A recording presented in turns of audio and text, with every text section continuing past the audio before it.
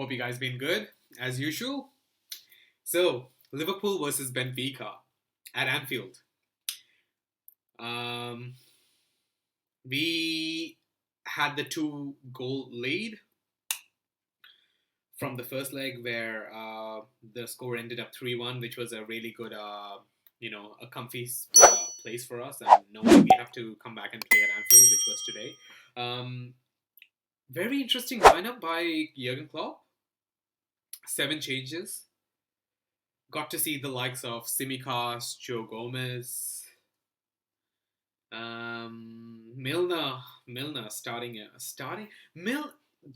James Milner starting in 2022 for a Champions League quarterfinals. Like, I don't know, man. Yeah, but it is what it is, and he did his part, and he always does his best, and yeah, an amazing starting lineup, and the first half was good. We looked good.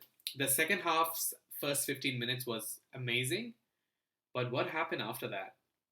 We just capitulated. We just collapsed defensively, and kudos to Benfica guys.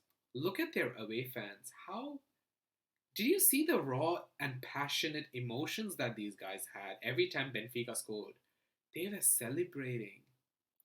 Look, these guys, like, if we come out with the result, which is going in, we are heading into the semi-finals, and if this is going to be the celebration for Benfica guys, let them have it.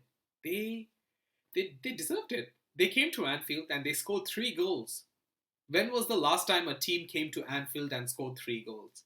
So that is an accomplishment in itself. Darwin, man, you must have been auditioning just like Luis Diaz, and I think you've done a really good job.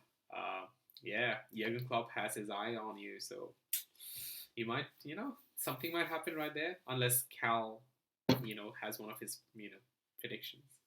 Uh, what else? What else? So City. Whoa, City and Atletico Madrid. What a wild game that was as well, guys. And City picked up a few injuries. What that means is we have a full squad. City have had a few injuries, and we face City in the semi-finals of the FA Cup.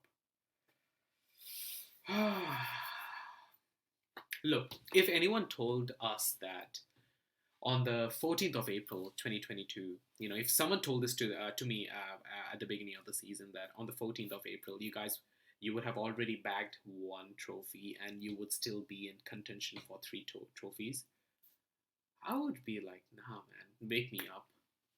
But this is the reality, and let's convert this reality into positivity and just march on. I'm glad that our other main starters got minutes, guys like Salah, Mane, Fabinho, and Thiago. But then the thing is, they could have been subbed in with 15 or 10 minutes remaining. For example, why does Origi, who I've been dying to see, why does Origi get the 5 minutes? And it's just unfair. But look, at least beggars can't be choosers. Like, I got to see Origi. I don't know if he's going to make any more appearances, guys, but he's given us memories, and he's a legend, and he's a cult hero. So all the best to Origi with all his future endeavors at AC Milan, if that's where he's ending up. But guys, look, amazing. We're going to face Villarreal. We're going to face Good Evening in the semi-finals of Champions League. But the next game is Pep's injured Manchester City. Let's get the win, guys. Let's just get the win. We move. What's up, guys? Big up Matt Drifting and Callum from Team Kopish as always. After Liverpool draw 3-3 against Benfica, but Liverpool go through to the Champions League semi-finals 6-4 on aggregate. So you could say last night it was a thrilling game for both teams. I think we did get a good game last night. Even though you had your eye on Atletico Madrid and Man City for a reason, but like I was focusing very much on the Liverpool game. But yeah, I thought it was we really rotated last night, and I think Klopp. I get why Klopp was doing that, because he's obviously getting his sort of near enough main players ready for Saturday, and especially against next week against Man United at home, which I'm going to, by the way. I cannot wait for that Man United game. It's for my birthday week. I can't wait. Yeah, but Benfica, we kind of rotated and we kind of went out there with I had a good. I think we had a good first half, but we we kind of Benfica back into the game, which was 1-1 at half time, and but fair play to Liverpool kind of came out and we didn't give up. I think the players such as Diaz really stood up last night. I thought he did really good well in that right wing. I think Firmino had a good game. I think the midfield could have been better. But the back line was all right, but they did let in a few goals. I think that has to be improved on, and why Virgil van Dijk is crucial to that back line. But I thought Benfica really came to Anfield, really had a game plan. Even though if they weren't going to go through, they were going to go out fighting, and that's what Benfica did. And kind of reminded me of that Liverpool Salzburg game where we won 4-3. But it was very much the case. Liverpool just having some shaky moments, but ended up getting the job done anyway. And that's so what's good about this Liverpool team at the moment. You can put out a B team and they can still luckily get through. I think you'll see some of the big guys coming back in on Saturday, and we've got Villarreal next in the Champions League semi-finals. Who would imagine Villarreal getting through to the semi-finals against Bayern Munich? But you can't take Unai Emery for granted because he's going to come with a game plan as well, and we've got to be prepared for it. But it makes that much clearer that Liverpool could be in a final. We just have to get past Villarreal first. But it's going to be a big ride for Liverpool going forward. Bring it on. Big up Team Kopish. You'll never walk alone. Big up Team Kop-Ish, Matt, Drift and Callum. Please everyone hit the smash and subscribe buttons. These guys are doing wonderful content and putting out videos continuously for us to enjoy, and it's much appreciated by myself personally as well. So Liverpool 3, Benfica 3. So I guess the positives out the way. As a gentleman of a certain age, I can go back to some dark times when we didn't have like a squad. I remember the Glenn Henson. We had to put on players like Glenn Henson, Nick Tanner, and that's no disrespect to them, but the levels would drop off, massively. So to have a squad like this, to be able to play your second string players in a Champions League game and then perform, it's a wonderful thing. Another positive, it's good to see Bobby back, smiling, doing what he does best, either assisting, controlling games, picking up the ball and scoring goals. And I guess the third real positive is that we went through, it was 3-3, but we had the advantage of scoring another 3 at their ground, so we went through 6-4 in aggregate, and it's a win, and we go into the semi-finals, and we can't, as people were telling me, you can't moan, and I'm not necessarily moaning. So now to the other side, my concerns, I would say, not negative, but concerns. You could be still the world's greatest ever team, but you still had things you had to work on, and there's things that are very concerning for me. I think my biggest concern is just that the level of chances we are conceding to our oppositions in games. I've mentioned it before. The season we won the league, we hardly gave away chances. And I know you can say the XG and whatnot, but for me, from my eye test, there are opportunities that I think a better team scores. I mean, in this game, Nunes put away some quality finishing. He put away their chances, and we were, because of our high line, we're always looking for the line, thinking, yeah, we've caught them out. But this time, no, VAR's like well onside. Yep, he's well onside. So I know the high risk, high reward maneuver, but my heart and my heart is not feeling this high risk, high reward. I'm always on edge because I'm thinking, oh damn, that looks onside. He's through. And we've got lucky twice against Chelsea. Lukaku was a hair's breadth from being onside. And then Sterling against it. Sterling again. The measurements are minuscule to these players being onside, and they win the game. And it's always like that. It feels like if it's onside, they win the game in these goals. And I get it. That's what you put out there.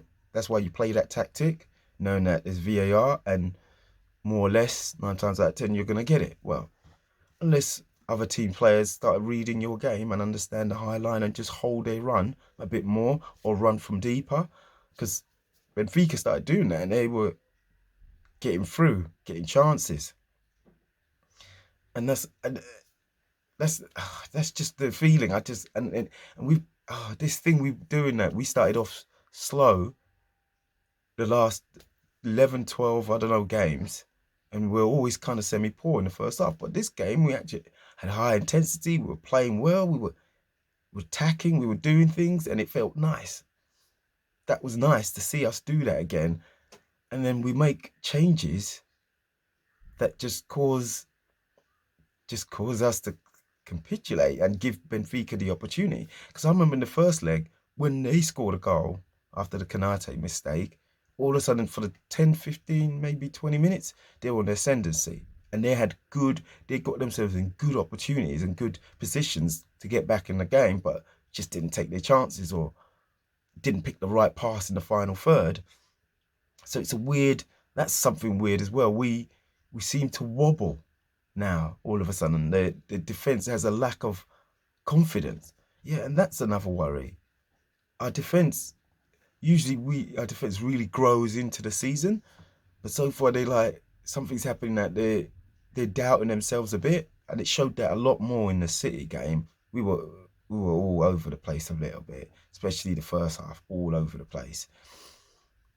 So that's a concern, and I feel like it's starting to feel like we know we can always score, but we seem to be letting in goals as well easily. And again, it's my thing of just thinking like I get the high risk, high line thing, but do you know what that does? It gives the other team confidence, because they're thinking, oh, okay, I was offside that time, but we can still play it again, and the opportunities will come. If you don't offer, if I'm playing against you and I know I made that run, damn, I was offside that time, but then I knew the defense is still playing that same line. I'm like, okay, I'm gonna hold my run a bit more. Oh yeah, I know, another chance. There's a psychological battle within me to think I will get another chance. There will be another opportunity. That's gonna happen. Oh, if I play like this. Oh, if we do this, it gives that other team the lift. Well, if a team is getting no joy, it starts playing on their mind. Oh my goodness, we can't break this team down. We can't get this. We can't that. And I just thought I'd just do a quick one. But those are just kind of my concerns. I mean, this second leg, it is what it is. We made enough changes, so you knew there was going to be a little. Not everything's going to go accordingly, but the fact that we were 3-1 ahead and we were playing really well, and it was nice to see that intensity, that football, that bang bang, going for it, and then all of a sudden we go back to doing what concerns me, which is letting in just letting in goals easily, and it's not goals that teams have to necessarily work hard for. Like it's pass, tap, tap, tap. It's long ball through. Somebody picks up in the middle, threads it through. It feels easier for teams to get at us than it normally did. And the fact that it's easier is a concern. It's a very big concern, because better teams, I say, better quality players, take them chances, which means then we've got to go fight to get them chances back. But otherwise, you know what? As they say on here, we move. We are through. Enjoy. I've got to enjoy it for what it is. And there's going to be ups and downs, lefts and rights, back and forth. That's why we love the game, and that's why we love to watch it. So thank you, Kopish, for giving me the opportunity to say my piece, my little views here, after the dust is settled. I hope everybody has a good day. Thank you, Matt, Drift, and Callie. Keep up the good work. Take care, guys.